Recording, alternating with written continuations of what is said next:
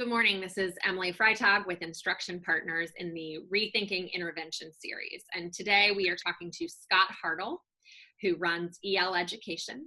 And Scott, we're so grateful for your time today. Thanks for joining us. And thanks for being a part of this conversation, which feels really urgent at this time to so many educators. Would love for you to just start with a personal story. We are coming together to talk about what works and what do we know does not work in the task of intervening effectively and accelerating learning. And so tell us a little bit for yourself as a student about moments that really shaped how you think about this, and in your own experience, what has worked. Good morning, Emily. Thanks for lifting up these interviews and for talking to EL Education. I love that you start with a really personal request. And I've thought a lot as my own professional career has matured back to my own journey as a learner. And it's taken me a lot of years to unpack the influences of how my own experience as a student, which was not always successful, has really shaped my professional beliefs. So I come from a family that was incredibly successful academically. And I was not always individually always successful. Sometimes I was very successful, and other times I was deeply challenged. Mm-hmm. My mother had 2 PhDs and raised us as a single mom. She was a teacher and worked for Roland Barthes and is featured in a couple of his books, and was a very wise teacher. But it was before there was a lot of language for learning disabilities, like we have now. And clearly I had some form of what imprecisely is called dyslexia at the time. And I was a year and a half younger than my sister, who was always the best student in her class all the way up through Dartmouth. And so I always had an identity that struggled with not being as successful, right, as my sister or my mother. And I didn't have a lot of language to understand that, right? When I got a job for EL Education, I was the first coach after having taught for a bunch of years. The then president of EL Education, Meg Campbell, said to me something that has stuck with me and explained my K-12 career. She pulled me aside over a cup of coffee one day and said, Scott, it's not that you're not smart, right? So she picked up on my own self dialogue. She said, but you've got holes, right? And it's like, and I thought back, it's like, that's right. Because for me, as is true for, I think, many, many kids in this country, learning is not, skill development and knowledge development is not linear, is not sequential, right? And very often in K-12, we ask kids to build skill upon skill, right? And knowledge at the right time over a body of scope and sequence. And for kids like me, that for a number of reasons missed the internalization of that skill or knowledge base when I was supposed to get it. I wasn't afforded much opportunity to find times to reintegrate or catch up. And a lot of what EL Education has worked for 26 years to get very sophisticated about is to understand that skill development and knowledge development is in fact continuous, right, and ongoing. And one can remediate while one is also challenging everyone in the context of meaningful work that's worth doing. So for example, you were asking me earlier about elementary examples. One of the kinds of projects that we ask kids to do a lot is tell the personal story of someone whose story has not been told, whether that be in their own community, whether that be studying civil rights or World War II, finding people who were first person participants in that time and telling their story. Well, when you tell the story, then we have a big event at the end where those personal narratives are presented from a kid to this person. They mean a tremendous amount to these students, Mm-hmm. right? And because they are holding someone who they've come to know and care about, and they've interviewed and built relationship with, and now they're telling their story. Well, guess what? Not only is the content of that personal narrative part of the instruction, but sentence fluency, right? That they might have needed to have learned several years ago, and punctuation and surface errors. And in the hands of good EL education teachers, there is this continuous cycle of engaging kids in work with a purpose that makes the catching up and the filling in, that in the language about me, confronts someone with their holes, right? And provides the opportunity in ongoing ways to fill in and patch up those holes, which in fact I believe we all have, right, to some degree or another, in the context of work that is purposeful, engaging, and challenging, and surrounded by relationship that matters.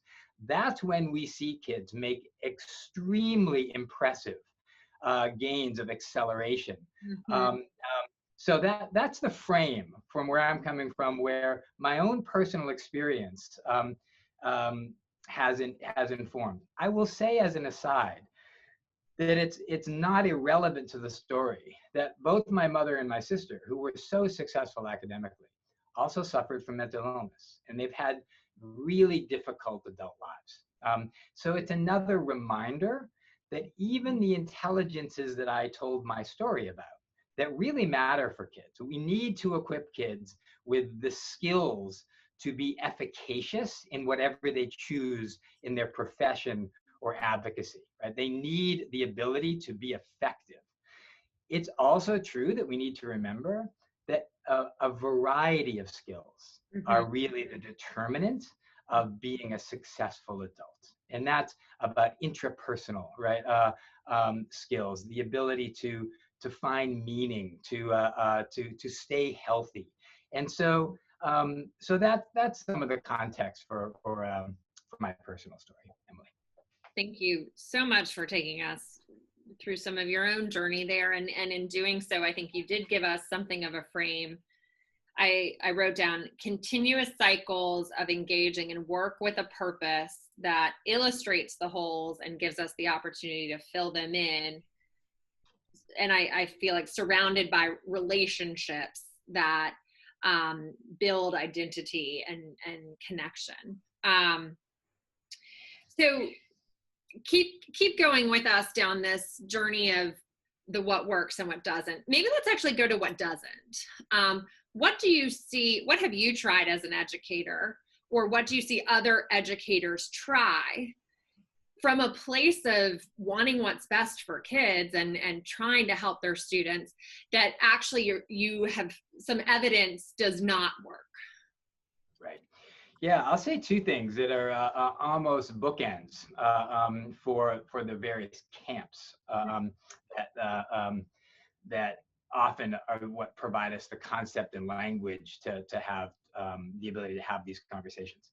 So on one side, EL education is now coming up on 27 years old. We were formed because of a belief that what doesn't work, in the frame of your question, was as worksheet driven, purely test focused, non-integrated approaches to learning. So for 27 years, we have explored and been in an antithetical relationship to what we see as actually a dominant paradigm, right, in American education. So how can, if we believe, how can we then do well things like integrating what we call character, social emotional learning mindsets with academic development, so that the content and the standards alignment of that and the challenge of that is not seen as somehow challenging to working on social emotional learning and mindset and relationship, but rather the pedagogical approach unifies those things, right? What does that look like, right? Because a belief is that unless you do that, we are not going to close equity gaps, particularly because who is it that needs the safe space to find academic courage to challenge themselves and fill in their holes to accelerate their learning. It's kids that have not been successful. So unless we create the space where we find the pedagogical inroad to tap their strengths, be asset-based, be engaging because of the fundamental intrinsic value. I don't mean things they are immediately interested in. I mean across disciplines, but worthy work, right? That draws kids in because of the both the challenge and the meaning, the social value of it, right? So that's what we've explored. But what I actually want to spend time on is what you might not expect to hear from me.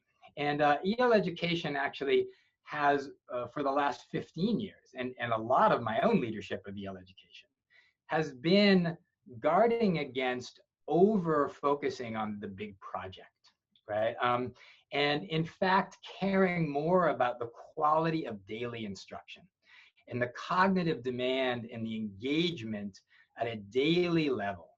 And what we know after 15 years of being a leader in the project-based education world is that that can lead to tremendous spottiness across time, across classrooms, even in very high-functioning schools. So what we've learned is that it's really hard for teachers to develop their own curriculum day in, day out, all the time, and have consistency and quality. And it's really hard for the form of the project to lead to consistently high quality daily instruction for all kids. And so what we started doing 10 years ago was getting into educative curriculum, getting into curriculum. And it's almost,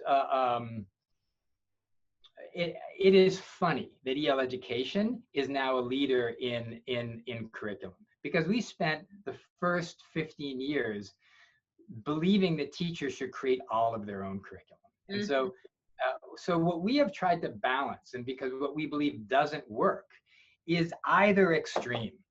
The extreme of disconnected, worksheet-driven, non-meaningful, right, education, which is not differentiated for different kids. And as well, the big project, the fully teacher-created, ongoing, over time, always new approach. And we have tried to find a middle ground to say, what does it look like to have a deeply respectful of teacher craft and practice, but strong starting place that builds to substantive, big pieces of work, but plans backwards over cycles of 8-week time, so that the daily instruction builds, right, to the high quality big work in ways that deliver both meaning and purpose and relevancy and really high quality daily instruction that's planful, adaptable by teachers, and that integrates a variety of elements of kids' learning and development that need to come together, so that intentionally weave the academic choices around content with the right pedagogical choices, with the right attention to relationship building, with the right attention to differentiation. So that's what we have found works. And in fact, through a gold standard RCT with $12 million of federal money over the last 5 years, we know that works. And with studies of our K2 work in Memphis, we know that works. And over time, with all of our kids in all subgroups this year in our schools beating state average for while lagging way behind in terms of socioeconomic status. We know that balanced approach works in many places. It's so much too, right? I mean, teaching is so much. You're trying to make so many choices every day. That is not a magic bullet approach. That's right. Yeah. Well, tell me a little bit about, based on your experience, what do you think educators should prepare for as they think about reentry to schools and recovery from what some people are calling COVID slide, learning loss. Like, what do you think is going to be true for a fourth grade teacher?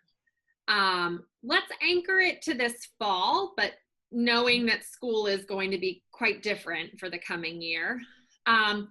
So a little bit this fall, but also like once there is a vaccine, which will happen, or a treatment, and school is kind of back to normal, what do educators need to be prepared for? And what, based on your experience, do you think they can do that will be helpful for that reality? Yeah, it's such a good question. Well, let me just state some of the assumptions that I'll base my answer on. And obviously, I'm deeply humble in terms of what's actually going to happen in the fall.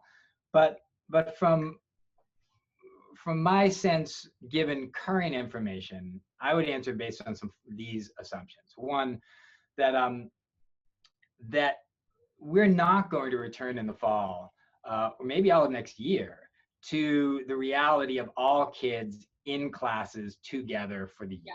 I don't know how that's going to split.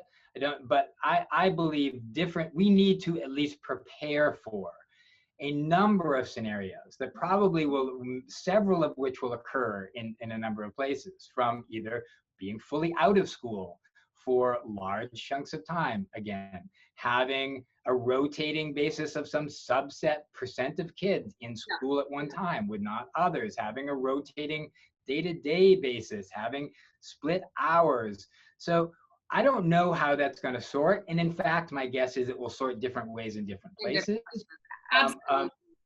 Why don't you think then, Scott, about like when school does feel like it's back to some version of normal, what you think educators need to be prepared for even then, given what we know about summer slide and other extended time out of school or extended time with disrupted school?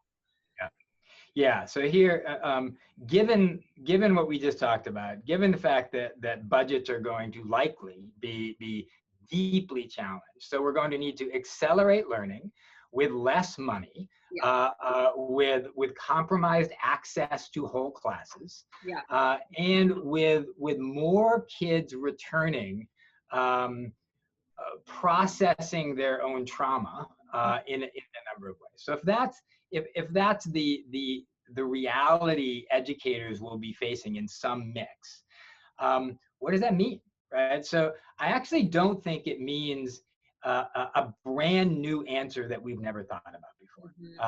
I do think that it shines a very bright light for people like me to have the courage of conviction to say something that I might have thought for a decade, but with this crisis, I am motivated to be clearer about. And that is that more kids in this country than now experience it simply must be given the opportunity to have the core approach to school be an integrated approach that brings worthy work together with sophisticated student-centered pedagogy in environments that across the the physical and virtual classroom can build community and relationship, right? And provide both a strong, challenging, worthy core of work and really good differentiated individual support, period.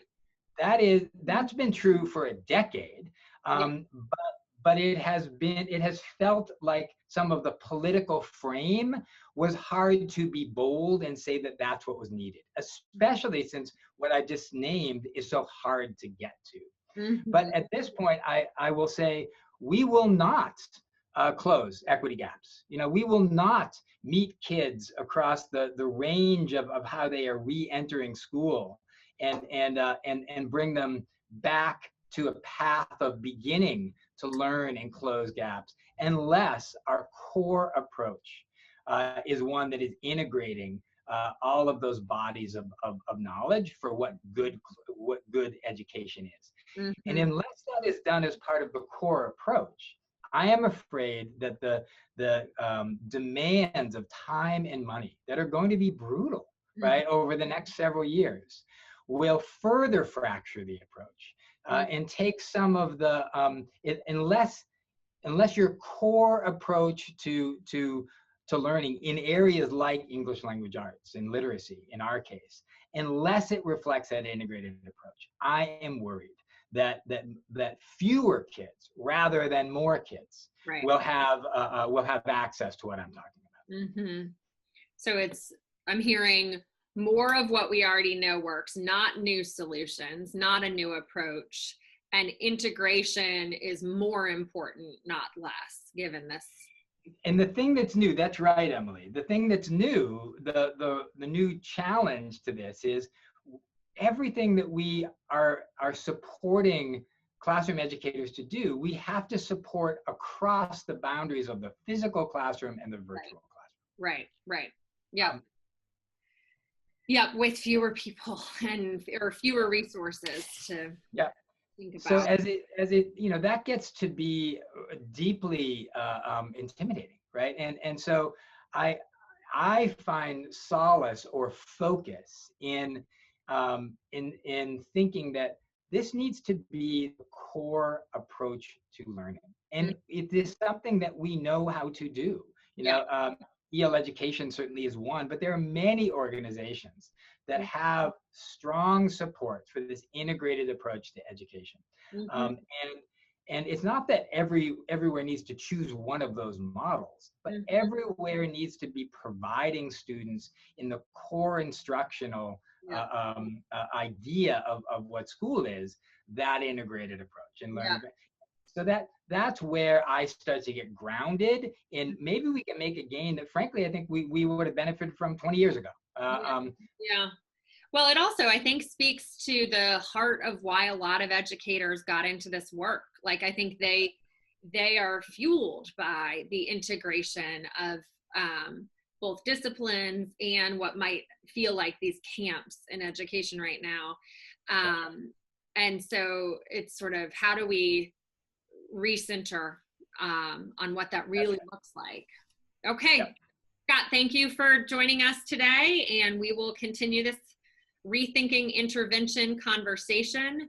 Follow us at Instruct Up and Rethinking Intervention. Thank you, Emily.